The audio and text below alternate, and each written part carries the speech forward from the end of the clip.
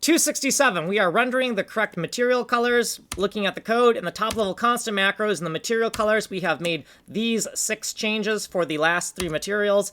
This array needs to be U32, not U08. Otherwise, we have some problems. We're in the top level lookup tables, and this is our thing that takes the layer value and color enumeration, converts it to hex. This is the wrong variable name in the illegal section. Over here in the artgirl macros, we have added bytes in float and U32 form that are going to be used in the inline macro function here. And we want to extract red, green, blue, and alpha as floating point color from this hex value that contains the RGBA bytes.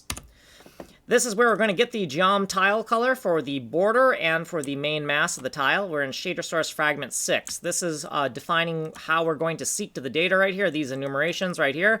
We're on the geometry layer. We want the body color or the edge color, depending on what we're doing. This has already been calculated. We do not need to calculate the tile value. We already have it, but we do need to get the U hex. So to get the body color, we need to seek to the correct cluster of tiles, seek to the correct cluster of colors for that tile, and then pick out the color we want, which is either going to be the body color or the edge color. Then we need to unpack the bytes and convert them to float and put them in float hex body. For the edge color, it is the exact same math, except this value here has changed, and then this variable name has changed. Everything else is the same. Then we need to undefine it after we're done using those macros. This is commented out. We no longer need it. Then down here, we're selecting between the edge color or the body color, depending on if we are out of bounds of the main mass of the tile.